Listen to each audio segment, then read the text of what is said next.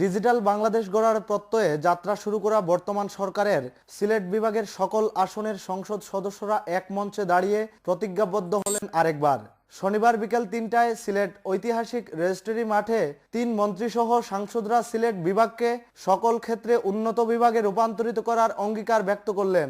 অর্থমন্ত্রী আবুল মাল আব্দুল মুহিত বলেন, দেশের অন্যতম দুশমন হলো সন্ত্রাস, আর সন্ত্রাসের শত্রু হলো জনগণ।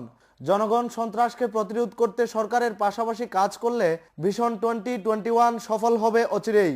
আলোকিত সিলেট গড়ার লক্ষ্যে তিনি বলেন, দিন বদলের সনদ হাসিল করতে পারি। আমি কিন্তু সাবধান করে দিচ্ছি, দিন বদলের কথা বলে খোলস বদলের প্রচেষ্টা হচ্ছে। এই খোলস বদলের প্রচেষ্টা আপনাদের এটাকে নিবৃত্ত করতে হবেই হবে। আমি বহুদিন ধরে আলোকিত সিলেটের কথা বলেছি। আমার মনে হচ্ছে আলোকিত সিলেটের সুযোগ এসেছে। আপনারা নিশ্চিত থাকেন যে এই সিলেটে শিক্ষার জন্য যা কিছু করা যায় তার বন্দোবস্ত আমরা করব, যতদূর সম্ভব এগিয়ে যাওয়ার প্রচেষ্টা নেব। আপনারা নিশ্চিত থাকেন সিলেটের উন্মুক্ত এলাকা আমরা খুঁজে বের করব। সিলেটের জেলখানা সিলেটের মাঝখান থেকে বিতাড়িত হবে।